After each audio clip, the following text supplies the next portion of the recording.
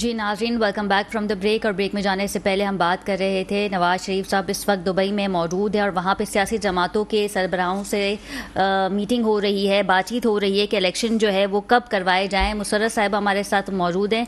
मुसर्रत साहिबा, इतलात कुछ इस तरीके की हैं कि नून लीग चाहती है कि इलेक्शन में थोड़ा डिले हो जाए, जबकि पाकिस्तान पीपल्स पार्टी चाहती है कि इलेक्शन जो हैं वो अपने वक्त पे हो। और जरदारी साहब की ख्वाहिश है कि आइंदा के वज़ीर आज़म बिलावल भुट्टो साहब हो। क्या आपके पास ऐसी कुछ इतलात हैं? ये तो आप लोगों की ख्वाहिश है कि बिलावल साहब जो है वज़ीर आज़म हो, लेकिन ज़रा इस पर ज़रा तस्दीक या तरदीद कर दें कि नून लीग चाहती है कि इलेक्शन डिले हो और वक्त पे ना हो। अच्छा, एक अजीम भाई की बात का रिस्पॉन्स कर दूं। मेरा भाई कह रहा है कि जी इनके पास ना बिलावल भुट्टो जरदारी साहब हैं, तो बिल्कुल जी, हमें फख्र है इस बात पे कि हमारे पास तो बिलावल भुट्टो जरदारी साहब हैं। क्या आपके पास कोई इस मुकाबले का लीडर है, या आप सोचते हैं कि पोस्टर बॉय जो है ना कुछ कर सकता है? तो मैं नहीं समझ सकती हूँ। दूसरी बात यह है कि देखें, इनके मुंह से तालीम की बातें बड़ी अजीब सी लगती है। मैं तो समझती हूँ कि आए, इलेक्शन जीते और असेंबली में बैठे और फिर इस तरह की आप पॉजिटिव बातें भी करें और अब भी करें पॉजिटिव बात। लेकिन जो तालीम के लिए जमात इस्लामी ने किया है, वो कलम छीन के जो क्लाशन पकड़ाई थी, वो भी पूरा जमाना जानता है। चलें ठीक है जी, मैं आपकी बात पे आ जाती हूँ।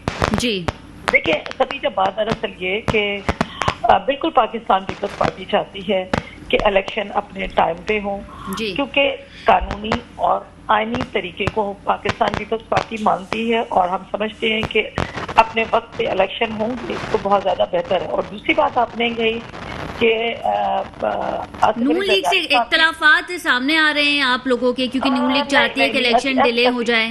नहीं, देखिए ऐसी कोई बात नहीं है कि हमारे कोई इख्तलाफात हैं। लेकिन दुबई में जो बातें हो रही हैं, मैं समझती हूँ वो इलेक्शन और निगरान सेटअप पर है और मिसाके मैशत पर तो जरूर हो रही है। और इस किस्म की कोई क्या आ रही नहीं है कि ये इख्तलाफ है या कुछ इस किस्म का हो सकता है। बात दरअसल ये कि आपने कहा कि अस्करी जरदारी साहब चाहते हैं कि बिलावल भुट्टो जरदारी साहब प्राइम मिनिस्टर बने।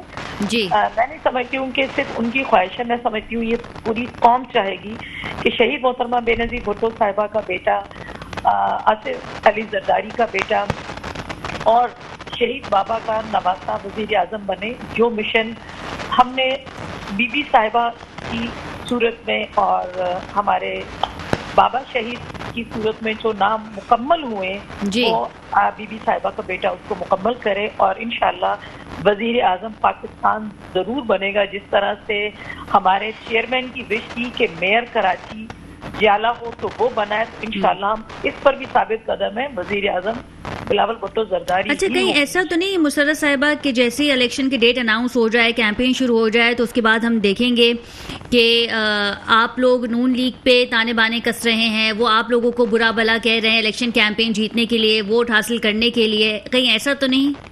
नहीं, देखिए मेरी बात सुने।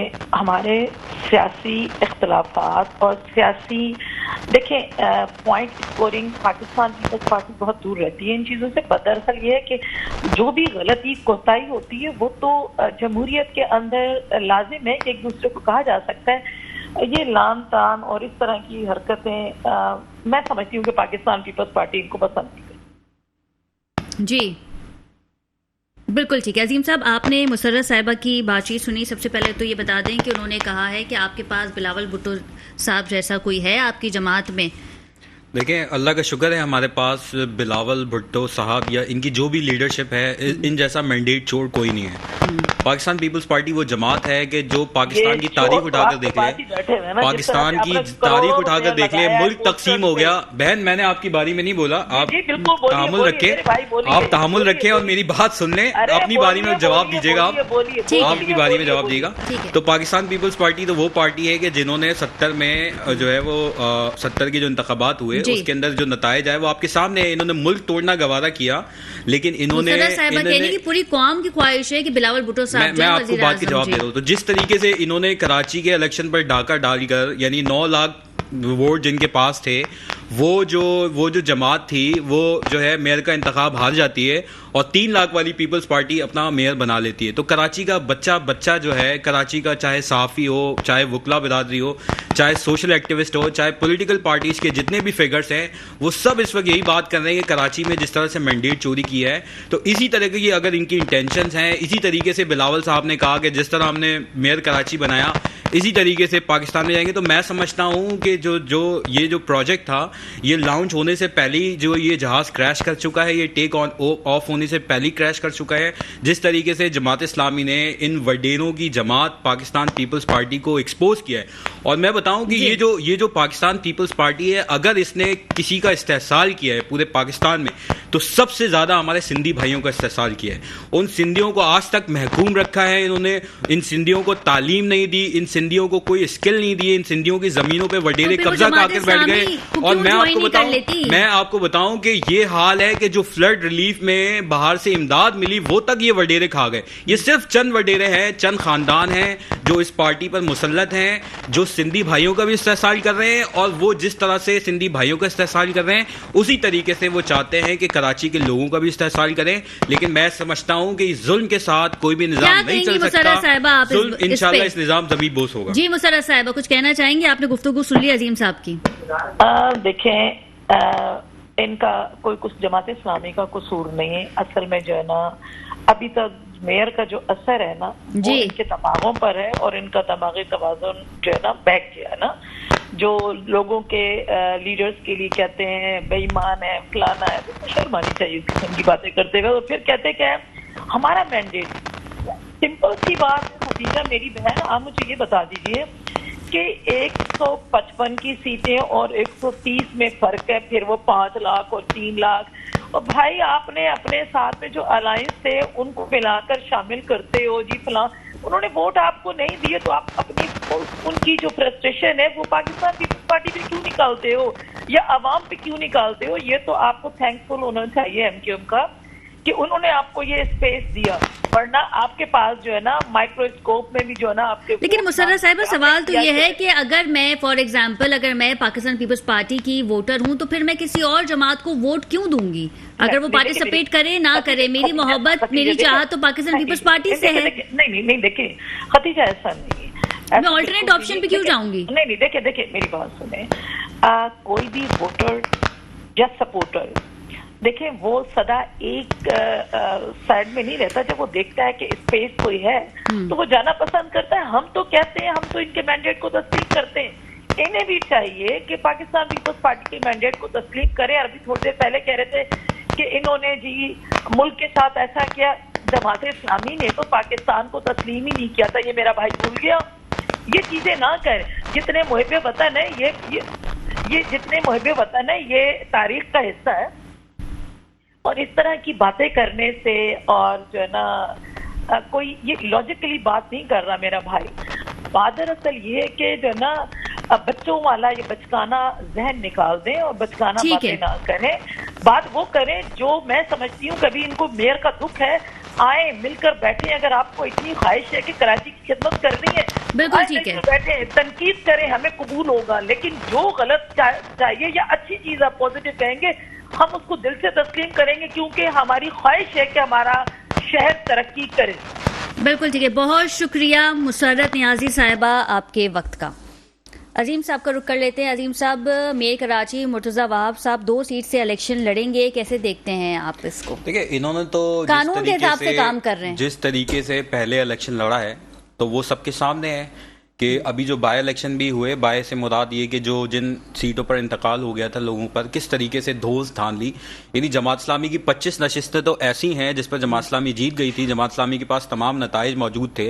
तो इस तरीके से इन्होंने कराची के मैंडेट पर डाका डालकर वो जो काम अंदरून सिंध करते हैं, सिंधी बेचारे सिंधी हारी भाइयों के साथ करते हैं, वही काम इन्होंने कराची में किया है। कराची पे जिस तरह से काबिज होकर बैठे हैं, और इनकी मैं आपको बताऊं पीपल्स पार्टी की जो हिरारकी है from top to bottom the big time issue that Peoples Party have is the corruption.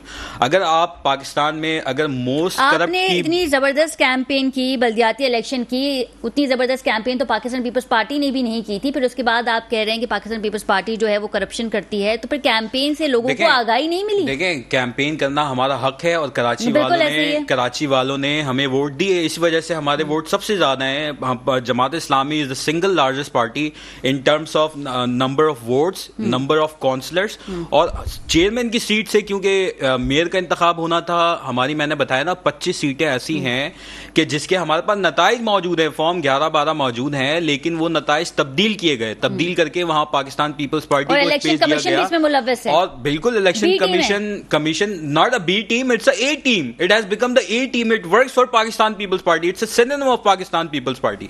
तो जिस तरह का घिनौना किरदार जो है यहाँ कराची में अदा किया गया, और देखें, ये मैं नहीं कह रहा, ये पूरा मीडिया कह रहा है, ये जितना सोशल एक्टिविस्ट है पाकिस्तान के बच्चे की जबान पर ये आज मौजूद है। और जिस तरह से मैंने कहा ना कि जो बिलावल प्रोजेक्ट था फॉर प्राइम मिनिस्टर, पूरी पाकिस्तान ने अपनी आंखों से देखा, तो मैं समझता हूं कि ये जहाज वो था कि जो टेक ऑफ करने से पहले ही क्रैश कर गया।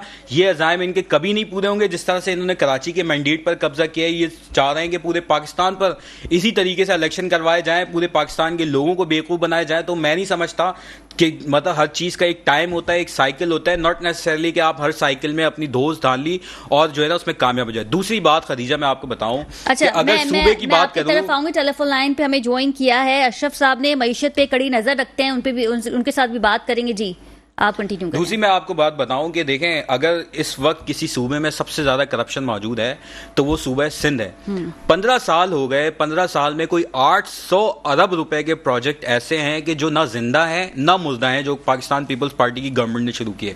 उन पे इन्होंने सियासी भर्तियां भी की हैं, उन पे तनख्वाहें भी लोगों की शुरू हो चुकी हैं, लेकिन वो ऐसे इदारे हैं, ऐसी इमारतें, ऐसी गाड़ियां, ऐसे इंतजामी मामलात हैं कि जिसके अंदर 800 अरब और मजीद 800 अरब रुपए दरकार हैं अगर उस प्रोजेक्ट को जिंदा करना है। इस पे मीडिया में पूरी एक रिपोर्ट छाया हुई है। तो ये बताएं कि पाकिस्तान पीपल्स जो तालीम है उसका क्या हाल है। कराची के में जो स्ट्रीट क्राइम्स तक को ये कंट्रोल नहीं कर सके। आपने वो देखा होगा, कनाडा की एक फैमिली आई और वो सिर्फ इस वजह से आती थी कि पाकिस्तान की कराची के बच्चों को एजुकेट करने के लिए उन्होंने एक सिस्टम डेवलप किया हुआ था।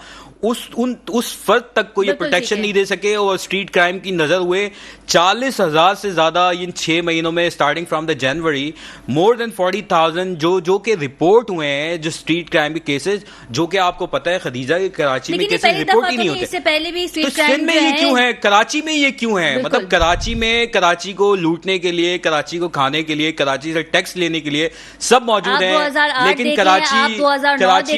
कराची में जब अमनो अमान की सहूलियात फराहम करने की बात हो, कराची के अंदर जब कराची के लोगों को अख्तियार देने की बात हो, कराची के अंदर जब बल्दियाती निजाम को बेहतर करने की बात हो, कराची के अंदर जब मर्दमशुमारी ठीक करने की बात हो, तो ये सारे जो है कराची से बेरुखी बरतते हैं कि हम इस मर्दमशुमारी के उसको नहीं वो कराची की हद तक नहीं है, वो कराची के लिए नहीं, वो अपनी सिंध की बात कर रहे हैं जहाँ लाड़काना में इन्होंने 25% आबादी में इजाफा किया है। और वो सब बयानबाजी की हद तक है ना, वो सब बयानबाजी की, उसकी अमली कोई शक्ल तो नहीं है। वो सिर्फ आप देखें ना, अगर ये चाहते, they were the allies of the government, they were the part of the government, why did they accept जो ये जितना भी सेंसस हुआ है कि how come it is possible, वो एमक्यूएम ने, पीपल्स पार्टी ने एक्सेप्ट नहीं किया, एक्सेप्ट किया है, उन्होंने एक्सेप्ट नहीं किया, उन्होंने कहा कि इस पे रिव्यू किया जाए, फिर उसके बाद रिव्यू किया गया। मतलब सिर्फ बयान की हद तक ना एमक्यूएम ने क्यों? देखिए मैं आपको बताऊं, मैं आपको इस चीज का जवाब दूं, मुझे 2 मिनट दें। देखें, एमक्यूएम के पास वो मैजिक नंबर है और पिछले 35 सालों में एमक्यूएम के पास वो मैजिक नंबर रहा है कि उस मैजिक नंबर के बगैर वो गवर्नमेंट चल ही नहीं सकती। आज भी अगर वो मैजिक नंबर खत्म हो जाए, गवर्नमेंट गिर जानी थी। तो एमक्यूएम के पास तो इतना बेहतरीन मौका था कि वो कराची के हुकूक के लिए बार्गेन करते, बल्दियाती निजाम के लिए बार्गेन करते, वो मर्दमशुमारी के लिए बार्गेन करते। लेकिन उन्होंने बार्गेन क्या की? उन्होंने बार्गेन की कि भाई हमें शिपमेंट की वजारत दे दो, हमें आईटी की वजारत दे दो। उन्होंने बार्गेन की, गवर्नर भी उनका ही, गवर्नर के ऊपर बार्गेन की। अगर वो चाहते, इस मैजिकल नंबर कराची के तमाम मसाइल को एमक्यूएम हल कर सकती थी। लेकिन आज कराची का जो मैंडेट था उसका मजाक उड़ाया गया, अपनी सेनेट तक की सीट भेज देते हैं। साहब का रुख कर लेते हैं। सर, आपको मेरी आवाज आ रही है? बिल्कुल ठीक है, अशरफ साहब से दोबारा कांटेक्ट करेंगे, लेकिन यहाँ वक्त हुआ एक शॉर्ट कमर्शियल ब्रेक का। Stay with us. जी नाज़रीन, welcome back from the break. और ब्रेक में जाने से पहले हम बात कर रहे थे IMF के हवाले से। टेलीफोन लाइन पे हमें ज्वाइन किया है पाकिस्तान बिजनेस फोरम से अशरफ गौरी साहब ने। सबसे पहले तो बहुत शुक्रिया अशरफ साहब आपके वक्त का। जी, अस्सलाम वालेकुम। वालेकुम सलाम। अशरफ साहब बताइएगा, आईएमएफ से स्टाफ लेवल मुआहदा तो हो गया है, लेकिन साथ ही ये भी बताया जा रहा है कि ये वक्ती रिलीफ है और आवाम पे खासा बोझ डाला जाएगा। कैसे देखते हैं आप इस मामलात को?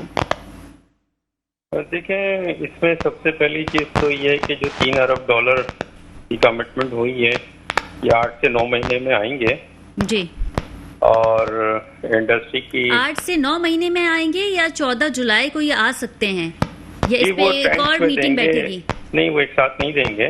जी, $3 अरब है तो जाहिर है 2 ट्रांच करके देंगे, 1.5 की या 1 करके। बिल्कुल ठीक है। इससे ये होगा कि एक्चुअली पाकिस्तान को जो डिफॉल्ट का खतरा था वो दूर हो गया है। और सिर्फ ये $3 अरब नहीं आएंगे, उसके अलावा जो दोस्त ममालिक हैं, जो कंट्रीज हैं और वो यूएई, चाइना, जी हाँ, ये इंतजार कर रहे थे कि आईएमएफ प्रोग्राम, जब आईएमएफ का कॉन्फिडेंस अगर बहाल होता है तो हम भी पाकिस्तान को सपोर्ट करेंगे। तो वो आईएमएफ की एक्सपर्टीज को देख रहे थे कि आईएमएफ कहाँ इनकी जो है नेगोशिएशंस होती हैं वो बहरहाल हो गई हैं। तो ये तकरीबन 8 से 9 अरब डॉलर, ये $3 अरब नहीं है, ये 8 से 9 अरब डॉलर आएंगे और रुपए की कदर में काफी जो है ना अच्छा देखा जाएगा। डॉलर डेप्रिशिएट होगा और जो रुपया है वो एप्रिशिएट होगा। इस तरह अच्छा ये बताइएगा गौरी साहब कि 14 जुलाई को आईएमएफ से हमें आधी रकम मौसूल हो सकती है, लेट्स से 10%, 20% रकम जो है वो आ सकती है पाकिस्तान में 14 जुलाई का कहा जा रहा है। देखें, जो एग्रीमेंट हुआ है सच उसके मुताबिक ही आएगी। और इसके अलावा जो अहम बात है वो मैं बताना चाह रहा हूँ कि $6 अरब भी उस पर पाकिस्तान को कर्जा देना भी है। जाहिर है रोल ओवर हो सकता है। रोल ओवर्स का मतलब ये है कि वही रीशेड्यूलिंग हो जाएगी, फिर उस पर इंटरेस्ट अभी 7 से 8 हज़ार अरब रुपए का इंटरेस्ट भी देना है पाकिस्तान को। ये बहुत सारी चीजें हैं। अब ये इसके ऊपर मुबारकबाद देना तो खैर मैं नहीं समझता हूँ कि एक मुल्क हकाइक क्या है ये बताइएगा, अवाम पे कितना बोझ डाला जाएगा?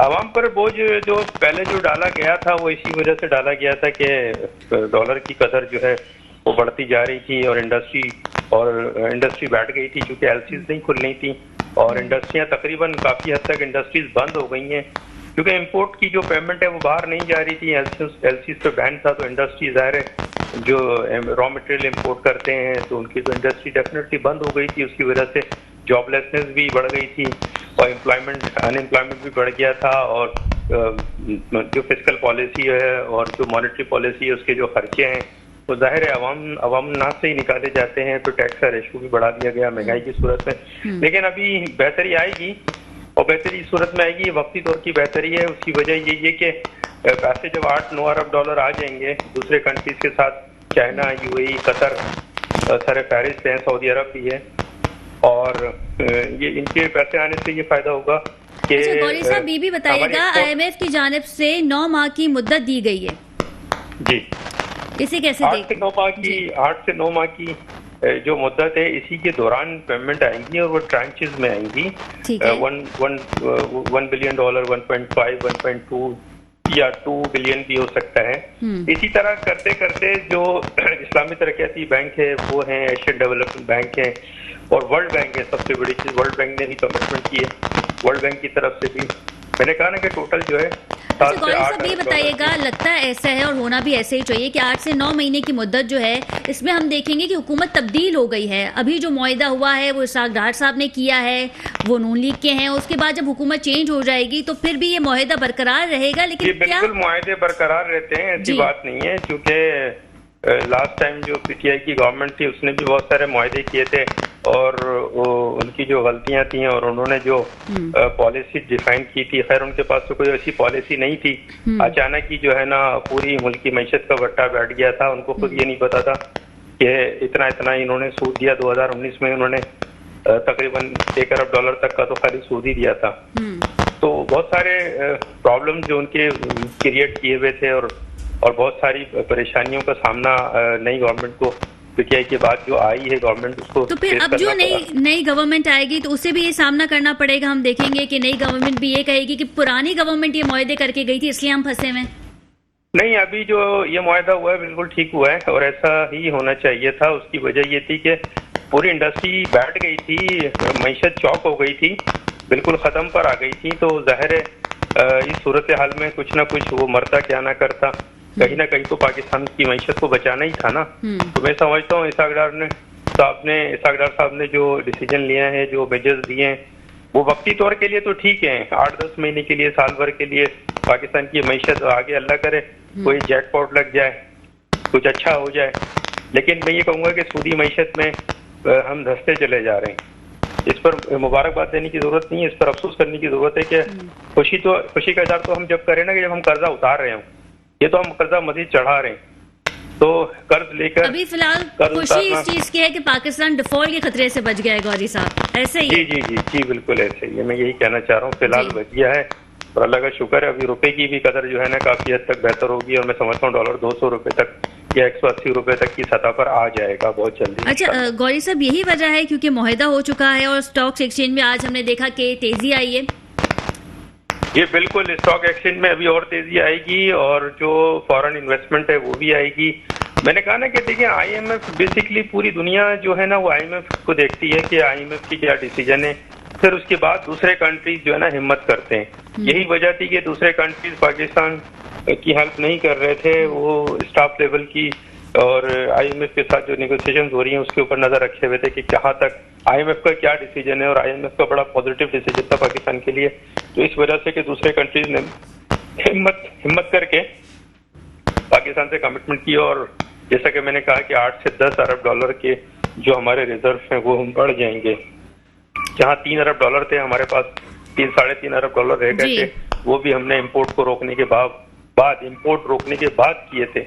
लेकिन अब इंशाल्लाह मैं समझता हूँ इंडस्ट्री चलेगी तो हमारा एक्सपोर्ट का रेशो भी बढ़ जाएगा और जो फॉरेन रेमिटेंसेज हैं और लोगों के पास जो डॉलर जिन्होंने होल्ड किए हुए हैं, होल्डिंग की हुई है, जिसकी जखीरा अंदोजी करी हुई है, वो भी डॉलर कैश कराएंगे।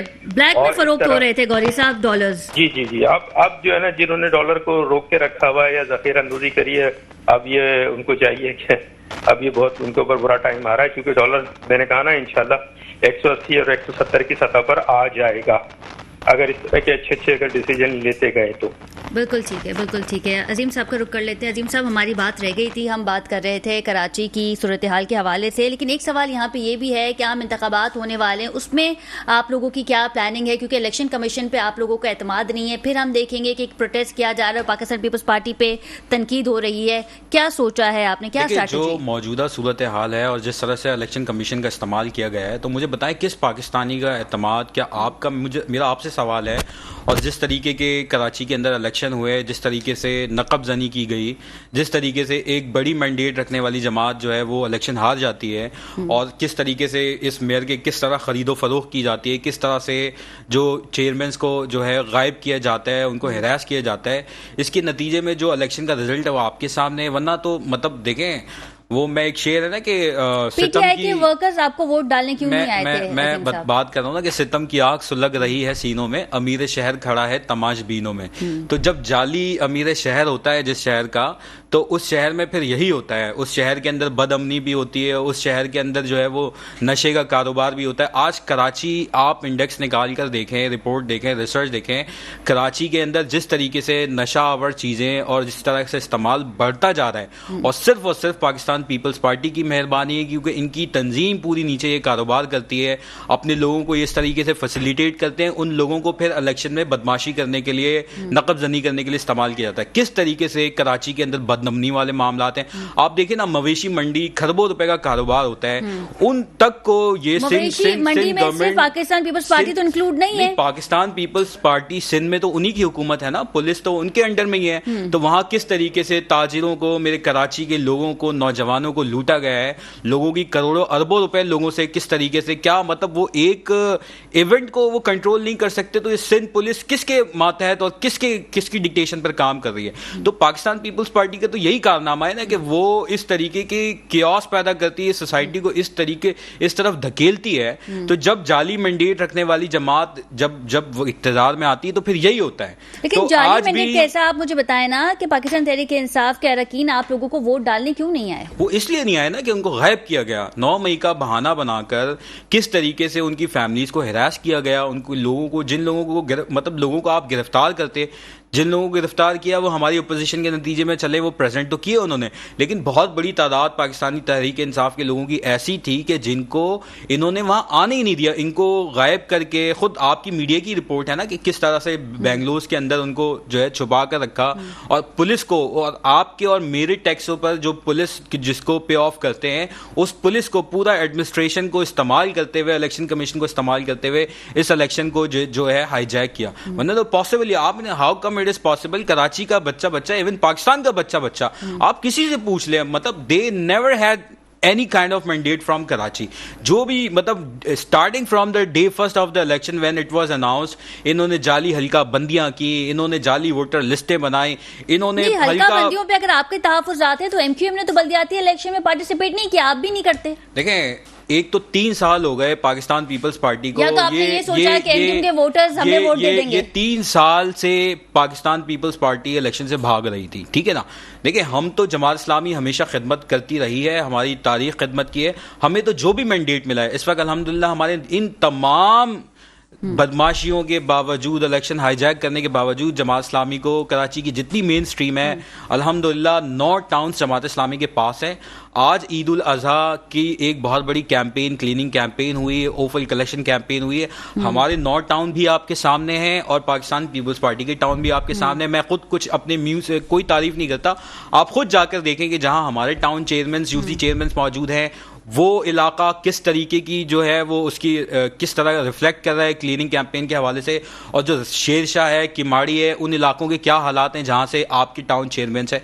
तो हम तो देखें, हमें तो सिंध सॉलिड वेस्ट ने जो है ना, एक तो इस इदारे का पता नहीं चलता, कभी पता चलता है कि ये सिंध गवर्नमेंट के मातहत है, कभी मेयर साहब आके ऐलान करते हैं कि ये इदारा जो है ना I am the chairman board. तो भाई if you are the chairman board तो आपने ये इख्तियार नीचे क्यों नहीं डिवॉल्व किए, आपने टाउन चेयरमैन को ये इख्तियारात क्यों नहीं डिवॉल्व किए। अगर देखें माली हवालों से, इंतजामी हवालों से, सियासी हवालों से टाउन चेयरमैन के पास ये चीजें हों तो वो ज्यादा बेहतर तरीके से, लेकिन फिर भी जमात इस्लामी का कारकुन, जैसा हमने वादा किया था, हाफिज साहब ने वादा किया था कि अपने वसाइल और इख्तियार से बढ़कर काम करेंगे, अल्हम्दुलिल्लाह हमने किया है। पहले ही हमने जो है वो करके दिखाया है, और आइंदा भी जो हमारे पास टाउन है इंशाल्लाह बिल्कुल ठीक है। गौरी साहब को रुक कर लेते हैं। गौरी साहब, IMF के बारे में ये बात की जा रही है कि हुकूमत ने तमाम शराइ जो हैं वो IMF की मान ली है, और फिर ये भी कहा जा रहा है कि IMF ने हमसे लकीरें खिंचवाई हैं, कैसे देखते हैं आप इसको? गौरी साहब, आपको मेरी आवाज आ रही है?